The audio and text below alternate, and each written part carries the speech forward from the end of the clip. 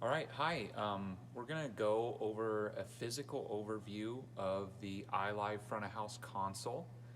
And what I wanna do is take a little time to maybe unpack some concepts that normal weekend operations, with all the hustle bustle going on, we don't necessarily get a chance to understand clearly, specifically around kind of the scenes and the routing of the console itself. So a couple things I'll follow up with more of a screen view of the Allen and Heath iLIVE, like the Dante outputs. I'll cover that in a specific video that's using the iLIVE editor software for more of an up close and personal view. But right now we're going to dive into some of the nuances of the console itself. So as we've done this project, I've tried really hard, and you can use this monitor up here. This will work great for the video. Let's move that out of the way. To see the screen, the small screen up here, you'll be able to see it a little larger there. So that should work great. The Allen and Heath iLIVE console, I was getting ready to say, we really tried to preserve the front of house mixing experience at this time that was normal before the project to upgrade the broadcast scenario. So the way we've done that is under the Scenes tab, you can see that before there used to be quite a few scenes in here, and you really never knew which one was the accurate one to work off of, and etc. So now we're working in a world where we have two, the master traditional, and there's a description column over here, and then the master contemporary. Now what I would encourage you to do is continue to save on top of those two scenes weekend over weekend. Why do I say that? Well, as you guys get more familiar with the console and have the ability to do track playback and isolate some issues and opportunities for improvement, you're going to start to realize that you can do week over week improvements within the weekend itself. Even though I'm a big proponent and I am teaching you guys that Sunday morning is not the time for practice, we can then use those scenes for week over week storages. So if you're not familiar with how to store and recall a scene, this button right here takes us through the scene library. There's 250 of them, and then we have the virtual playback scene, number 10, and then the traditional and the contemporary scene. So let's just recall one of these. So I press the recall button, and we got some audio going on. So we'll go ahead and mute that. So I have Spotify playing over there. Upper Room, Land of the Living, great record if you've never listened to it. Record, album.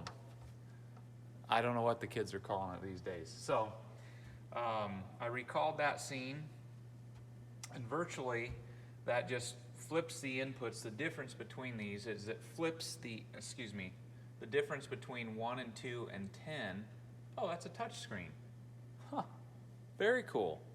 Can I recall? Nice. All right, so that's gonna make the video a little bit better. The difference between scene 1 and 2 and 10 is it flips the inputs from a physical, for most sources, to a virtual, meaning the Dante network, from an input perspective. So we'll just go back on up to the traditional, recall. That'll be nice. And I gotta mute that again because that's not saved in the scene. All right, and so that gets us, if I walk in the morning and I want to mix for front of house, that's how we recall that.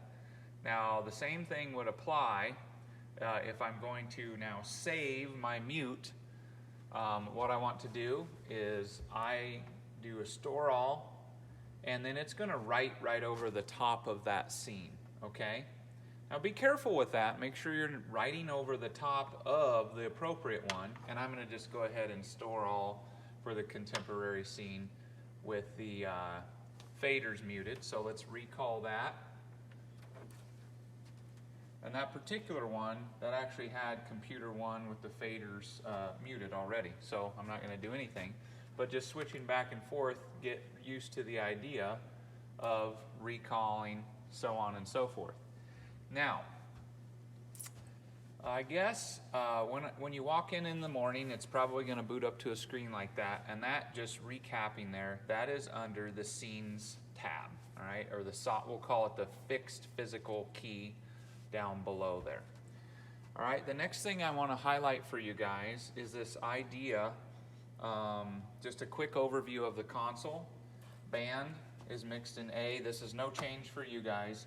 And if we're on layer A, I like to call that the heads-up mixing position. That, for the most part, I would say in your guys' application gives you the ability to keep your head up on layer A and get to what you need to get to for those, we'll call them live moments, okay? And that's all I'll touch on as far as the layout goes. Moving a little bit deeper into the console itself, some of the things that I like to use on a regular basis is selecting an input channel. How do you know what an input channel is? Well, you can do it a couple ways. You can select the channel here, and it will give you this area IP9. All right, it'll tell you what type of an item you have selected. For instance, if I go to record mix, that changes to stereo aux 2. It tells you exactly what it is. If I highlight the main output of the left side, it tells me left main. All right, I use that all the time. It's very, very powerful to know your way around, because when you get into things like, because these channel strips, these areas here, they can be literally anything. There is no fixed value to these at all. We can set this up how it works best for you guys, and there is no rhyme or reason other than creating a nice solid workflow. So when I go, let's say if we wanted to figure out input 35, which the name is right now Orange Handheld Mic, and we wanted to look at how it gets into the system. I love this right here. The preamp area, source select. You've heard me talk about slot and socket. During the project, many of you interacted with slot and socket and the device, all right? So I can change these inputs 1 through 64 to literally be anything that it would be an assignable resource. And this is fundamentally where we change these electrical signals from that preamp gain side to a virtual signal. So if I wanted to, I don't want to in this scenario, I could go port B, Dante, and select any one of the 64 channels that would be on the input side. So input 35, this has a possibility of 64, 1 through 64 assignable inputs that can be any kind of source that's in this list. So if we look at the mix rack, if we look at the sound surface, meaning we have some jacks here on the back, HDMI 1 and 2, they actually are sourced off the back of this now. So on and so forth. Port B, Dante, even the talkback mic. We could make that talkback mic be orange, 1, 2, 1, 2. If I hit apply, I'm not going to do that because I'd lose my track.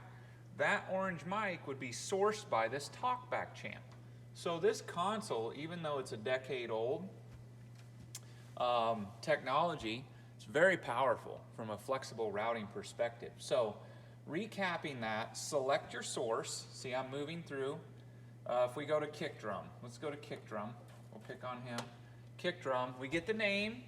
We get its input 16 out of this block of 64. All right, this might be a good view for you guys too. So did I say 16? It's actually 17. I said 16. I'm still selected down there, but I went into Setup Mix Rack, and then I have the ability to go through these input channels and tell you exactly what they're used for. So 17 is the kick drum. And watch this. If I move the fader, look at that. Okay, so that's a snapshot of what's going on the assignable 1 through 64 input side. Very powerful stuff, all right? Very powerful stuff. So if I wanted to go, hey, what is actually unused? Oh, it looks like 3, 4, and 5, 10. There's nothing on those. I don't have to go through the console here because they may or may not be even showing up, and they're not. I know that for a fact. They're not showing up. But we have resources that we can use to assign to the console for expansion, for more channels needed, for stereo guitars. There you go, Austin. And so on and so forth. So, going back to this idea, I'm taking some time here because this is fundamental to knowing your mixer. I can see that kick is IP17, input 17, 1 through 64, and it is the mix rack IDR 64, slot A, socket 7. Okay, back there, let's see what, A, B, C, D, E, F, G, H, H. It goes H, and each one has 1 through 8 back there, so A, B, C, D, E, F, G, H, and then so times 8, so 8 letters times 8 inputs, that gives you the 64. That is the physical inputs. Now, this can be 64 of physical or virtual or local back here. So that is kind of deep, but try to start to grasp that because it will greatly help you, and you will be able to quickly, within just a couple clicks, select a source. If we want to look at snare drum, IP18, slot socket, mix rack 64. That gets you out of a cabling nightmare quickly. Gets you out of a cabling nightmare quickly. And the ability to adapt is key to any good front of house guy. All right, I'm rambling. This is going to be a long video. Hopefully it's still recording. I'm thinking it is. All right, backing track, same thing. You know, you can just wash, rinse, repeat. Anything you want to know. You can actually change the name and the color right there as well. All right, let's say we wanted to put channels 3, 4, and 5 on the console itself. Inputs 3, 4, and 5. That's a better way to say it. So remember we were talking about this already. So inputs 3, 4, and 5 don't exist anywhere. At least on what's visible on the surface right now. They exist, they're just not visible on the surface. 10's in that same boat. And if we look through, we'd see a couple other ones that are that way. I think down here 61 and 62 we freed up that used to be computer 3. So you guys have some flexibility. So what I can tell you is, just by looking at this, I can see that the slot and socket is mix rack A3. That might be a little small on the screen. Mix rack F8, mix rack A5. So those have assigned electrical inputs. Gosh, I hope you get this. Call me if you don't. So let's just show them up. So down here on the console, I have 3 channels. Is there a better one? Maybe it would show up on camera better. Nope. Okay. I have 3 available slots. So if I wanted to select that guy, and I would go surface, setup, surface. Now I'm selected down here on this. What is that? Bank, B, whatever. It doesn't matter.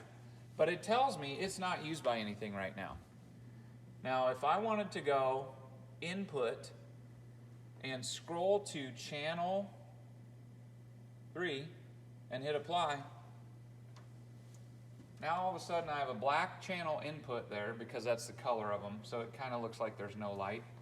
And I could keep going. So if I wanted to assign all these, input, 4 was the next one. I can see the name and the color is off, apply. 3, 4, and we'll go change the color just so you can track with me. And press select again, unused, input, 5, and apply. Good deal. So now if I select those and toggle that off, all of a sudden I can see input 3 on my console. Let's just say we wanted to turn it to purple for demonstration purposes. All right, it's purple. Let's go to input 4, purple. That applies immediately, by the way. And then purple, all right? Now, I've just created 3 new channels that we had waiting in the wings, just visible on the surface for now use. If we have a guest artist, whatever, we needed 3 more channels. That's very simple to do. So the inverse of that, removing them, and then we're gonna wrap up for this video. The inverse of removing them would be the same thing. So I would go to Setup Surface, okay? Unused. Apply. Starts peeling those back out. So why am I unpacking this? You can start to think about the workflow of the console because this can look any way. And I would encourage you, we want to start to head towards a path of industry standard, all right? So I'm going to undo those just to give us some practice. Apply, apply, and then we're back to what we started with there. All right, recapping a couple things. Right now, we can go and look at piano, and we can input one. We can look at whatever we want. Watch it change up there. Whoops, I went to a DCA. See, it told me it's a DCA. All right, it's a stereo input. You have one set of stereo inputs, it's the keyboard. Percussion, you can see that. It's scrolling through all those channels. Tons of good information right on that screen right there. Powerful stuff. Even our preamp, all right? Our preamp gain, remember we've talked a whole lot about gain structure. That reflects there. I don't think you can, no, but I could do it. I could highlight that and go up and down there, all right? So, let's talk to the assignment one more time. I know that piano is A1 and input 1 is A1.